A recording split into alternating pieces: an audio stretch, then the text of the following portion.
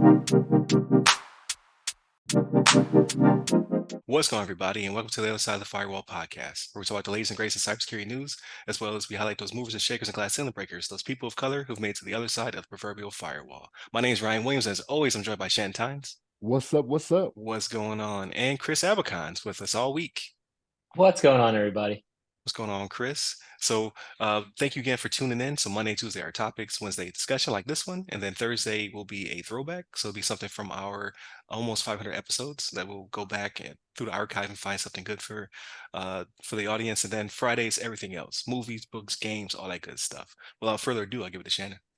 All right, everybody. So this article comes from federalnewsnetwork.com, written by Justin Doubleday. And the title of this one is CISA hails progress on cyber risk visibility, but lawmakers eye expanded share services. So what they're talking about in this one, right? So CISA has this program where they do no notice penetration testing, right? Across federal agencies, which to me, wow, that's the way to do it, right? Like for us, especially in the military, right? Like we know how the game is played, right? When you know an inspection is coming, all of a sudden, you got to put a little bit more work in. You might be doing 12s, you know what I mean? Like, hey, this is how, like, you're putting forward the front, like, hey, this is how we look all year round, right? That may not necessarily be the case, right? So, but what they're talking about doing here is doing no notice penetration testing and then going back to the agencies and being like, hey, this is what we found. These are your crits. These are your highs. This is what needs to be remedied, which I'm all for, right? Like start doing these types of things to make sure people keep them on their toes, right?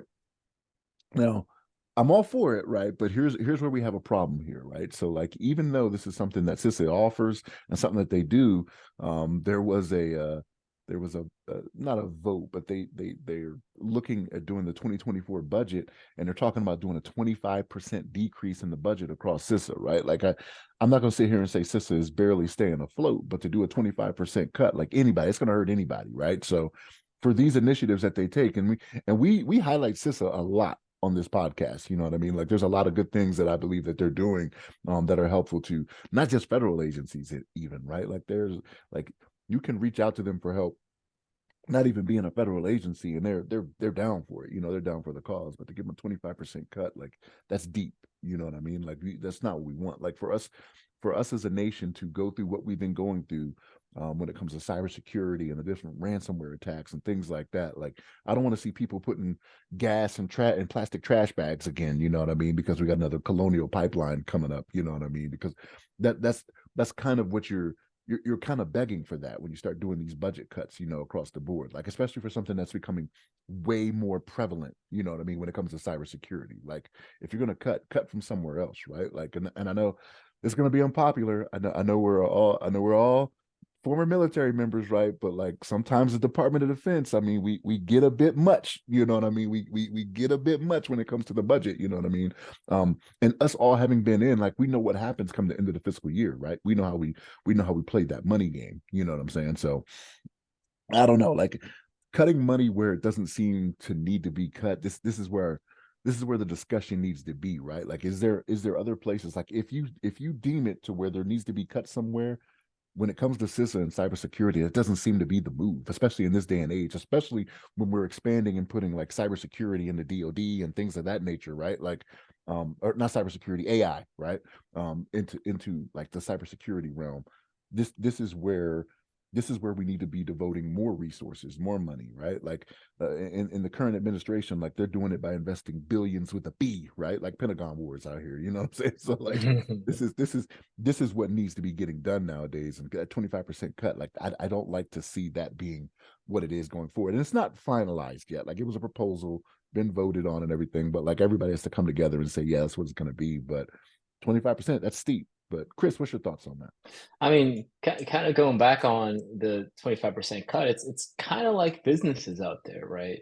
So, kind of on a previous discussion, I don't think organizations are going to want to spend any money on cybersecurity until it hits them, right? Until it affects their bottom line, right? In this case, I think the government is looking at, hey, where's our taxpayer money well allocated to? Hey, we have roads to fund. We've got, programs for, certain states, highways, things of that nature, right? Where are they looking for a way? They're looking for ways to cut the fat. And unfortunately, like cybersecurity is still seen as like a luxury, or still seen as like a it's still a bolt on, right? People, we talked in our studies, hey, don't practice bolt on security, right?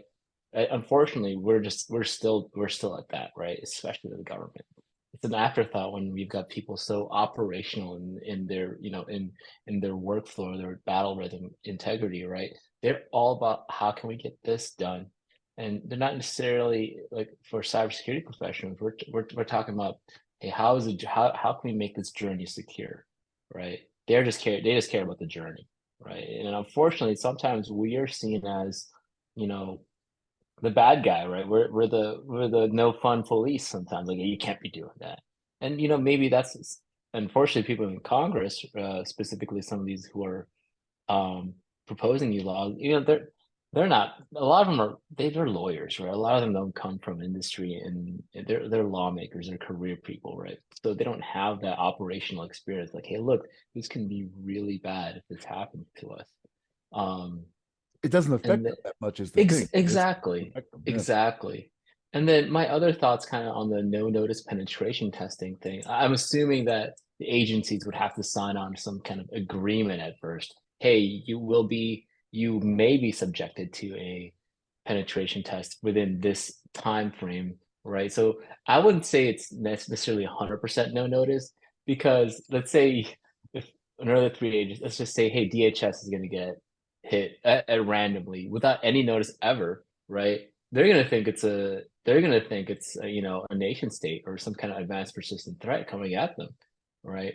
So I thought about that just recently, and it's just, it would be interesting, right? But the no notice penetration testing thing, I think, is very cool. It keeps people on their toes, right? And remember, no notice penetration testing is not just on the digital, right? They could deploy teams to conduct social engineering, right? And that's where it can get kind of fun. Like, hey, they can come back and say, oh, they can just walk into the rector's office. And it's like, hey guys, I'm part of CISA, and I'm part of something called the CAT team, and uh, I just penetrated your defenses for its physical security, right? Your controls are not working. I just piggybacked off one of your employees, right? And imagine that.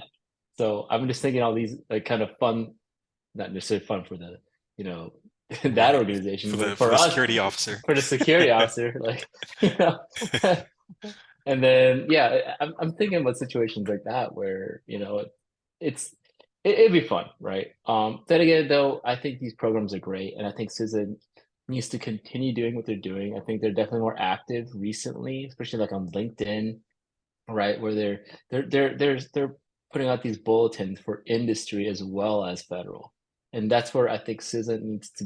I don't think CISA needs to be. I think they need more funding, right? Like, really, and two, to hire talent, because industry pays more, right? CISA, to hire some of these government employees, they're trying to get, they need to attract talent, right? And the best way to grow an organization with the right talent, then yeah, it takes some money, right? To me, it would seem CISA would have an easy case to make here, right? So, like, we talk Hmm. about how for the politicians, it doesn't really affect them, right? They're still going to get their gas. They're going to be prioritized if the poop hits the fan. You know what I mean? Yeah, They're yeah. not going to experience what the average American is going to experience, right? And for CISA, they could easily just walk in and be like, okay, well, do you guys remember the Colonial Pipeline?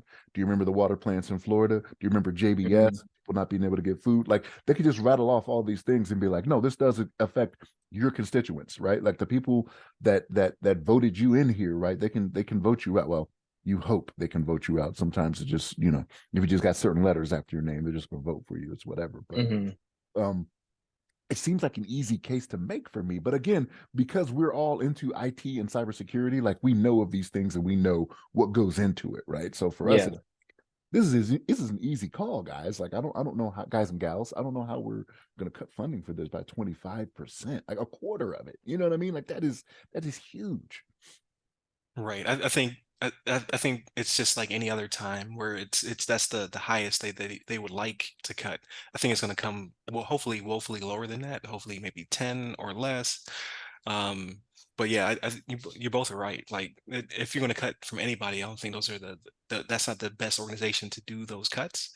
only because of it's only going to get worse. So like Chris said, you just have to give it more funding. But at the same time, it feels inexhaustible, right? Like it just you keep feeding money into these organizations, not just CISA, because I like CISA, but just in general, trying to prop up the private sector, right? Because that's who's utilizing. So like government agencies are utilizing CISA as well, but like local government, federal government, all need CISA, but private industry also has the ability to use them as a crutch. So I'm not going to pay, X amount of dollars to do it myself to build this department within my own organization when I can leverage CISA's know-how, which is completely free, right? Like, so if you want to do a tabletop, go to CISA. If you want to do some work on your business continuity plans or risk assessments, you can always just go to CISA if you wanted to.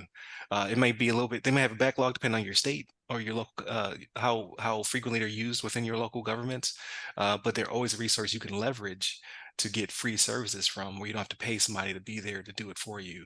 And that may be who's using up a lot of the resources, and causing the budget to seem inflated, so to speak.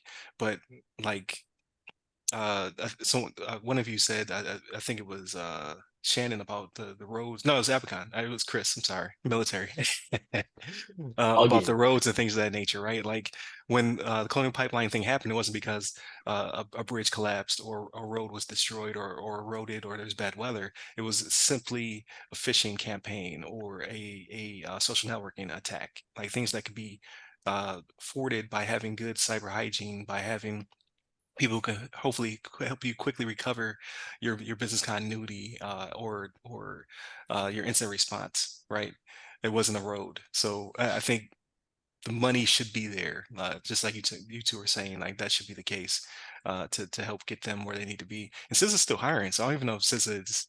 I'm sure they're prioritizing like where Yeah. this cut's gonna happen or whatever. But I see them all the time on LinkedIn, still pulling people in, still advertising their services, still trying to get more people in the pipeline. Because like you said, like they're paying a lot more probably outside of CISA, so you have to get people in, right? It's probably a constant recruiting process because people are bouncing out to the private sector, would be my assumption as well. So you need to not only fill the positions you currently have, but then you have to keep the pipeline open to get people into the seats as people bounce out to better prospects. So hopefully the cuts don't hit them as hard as we're thinking, and then CIS can keep doing this thing, and it shouldn't be a bipartisan thing. So like when I read into the article, I didn't really see where it was coming from. Like maybe it's all of Congress is like, hey, this is too expensive. But if it's coming down to party lines, because it was propped up by a certain administration or whatever, then that's just not helpful for anybody, because these politicians might not care about uh, accessing resources themselves, but again, their constituents will be hit by the next JBS or the next, I think it was Oldsmar water plant that was being attacked. So we'll see. We'll see what the future holds. But please continue to tune in throughout the week. So again, Shannon and Chris will be here all week to discuss all of the good cybersecurity stuff. Thursday will be a throwback Thursday. Not exactly sure which one I'm going to put up. And then Friday, everything else. So movies, books, games, all that good stuff. So if you listen to us in the proper order, or I don't care how you listen to us, as long as you listen to us. Monday, Tuesday are topics, Wednesday discussion, Thursday's throwback, Fridays everything else, movies, books, games, all that good stuff. So please set us up by the socials that go by our name. Give me a person. I'm at RyRy Security Guy. That's RYRY Security Guy. You can find me on LinkedIn, Clubhouse, Threads, and Twitter. And where can they find you, Chris? You can find me on LinkedIn under Chris Abacon. Last name is spelled A Bacon. There it is. Stay safe, stay secure.